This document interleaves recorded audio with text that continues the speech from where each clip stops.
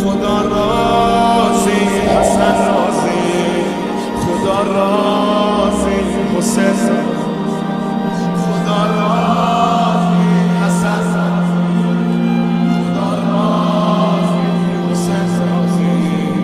علی جان سفره عشق تو میخونه تو میرازی. علی جانم، علی جانم، علی جانم.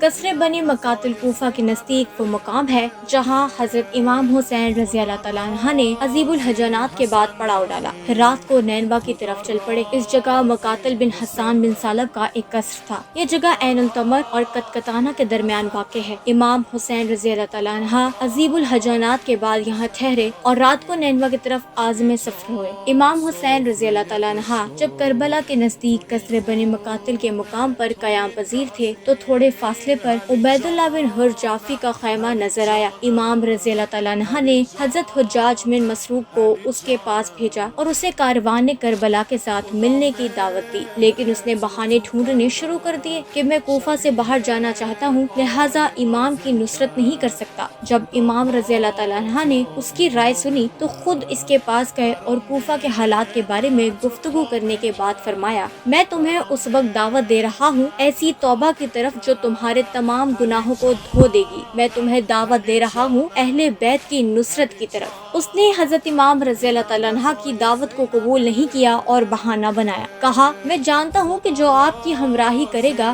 آخرت میں سعادت مند ہوگا۔ اگر کوفہ میں آپ کے کچھ لوگ ہوتے جو آپ کے رکاب میں لڑتے تو میں بھی ان سے زیادہ محکم انداز میں جنگ کرتا، لیکن میں دیکھ رہا ہوں کہ کوفہ پر بنی امیہ کا خوف طاری ہے، لہٰذا میں اپنا گھوڑا اور تلوار آپ کے حوالے کر دیتا ہوں۔ حضرت امام رضی اللہ تعالیٰ عنہ نے فرمایا، ہم گھوڑے اور تلوار کے لیے تمہارے پاس نہیں آئے ہیں، ہمیں خود تمہاری فداکاری کی ضرورت تھی۔ اگر تم حاضر نہیں ہو تو ہمیں تمہارے مال کی ضرورت نہیں ہے۔ بعض کتب میں عمرو بن قیس مشرقی کا واقعہ مذکور ہے کہ عمرو بن قیس اسی مقام پر اپنے بھتیجے کے ساتھ حضرت امام حسین رضی اللہ تعالیٰ عنہ سے ملے۔ امام نے انہیں دعوت دی لیکن انہوں نے عذر پیش کیا کہ ہمارے اہل و عیال بہت زیادہ ہیں اور لوگوں کی اجناس ہمارے پاس رکھی ہوئی ہیں، ہمیں نہیں معلوم ہمارا انجام کیا ہوگا، لوگوں کی چیزیں جو ہمارے پاس ہیں ضائع ہو جائیں گی۔ حضرت امام رضی اللہ تعالیٰ عنہ نے انہیں کہا کہ وہ یہاں سے اس قدر دور چلے جائیں کہ میری مدد کی آواز ان تک نہ پہنچے۔ عقبہ بن سمان کی روایت کے مطابق امام حسین رضی اللہ تعالیٰ عنہ نے رات کے وقت قصر بنی مقاتل سے نینوا کی طرف سفر کیا۔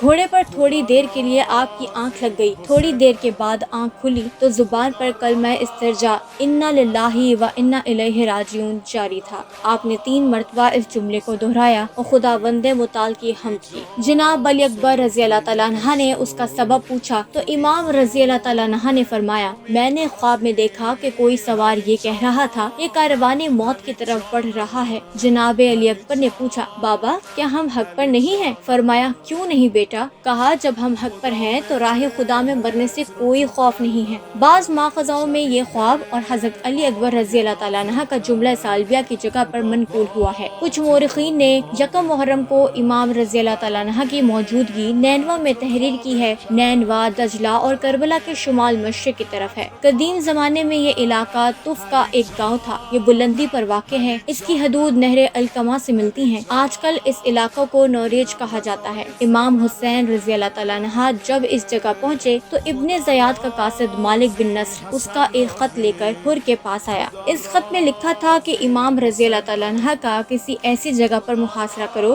جو بے آب و گیا ہو۔ حر نے جب امام کا راستہ روکنا چاہا تو زبیر ابن کین نے امام علیہ السلام سے کہا، اس وقت جنگ کرنا آسان ہے، آئندہ حالات مشکل تر ہوتے چلے جائیں گے۔ حضرت نے جواب دیا، میں نہیں چاہتا کہ جنگ کا آغاز میری طرف سے ہو، جبکہ مشہور روایت میں حر کے امام رضی اللہ تعالیٰ عنہ کا راستہ روکنے کا مقام ذوحزم تحریر کیا گیا ہے۔ یہی جگہ ہے جہاں حر نے امام کی ابتدا میں نماز پڑھی۔ اسی مقام پر جب حر نے امام کا راستہ روکا تو آپ رضی اللہ تعالیٰ عنہ نے فرمایا، تیری ماں تیرے غم میں بیٹھے، تو کیا چاہتا ہے؟ حر نے کہا، آپ کے علاوہ کوئی اور اگر میری ماں کا نام لیتا تو میں جواب دیتا، لیکن آپ رضی اللہ تعالیٰ عنہ کی والدہ کا نام میں بغیر ادب کے نہیں لے سکتا۔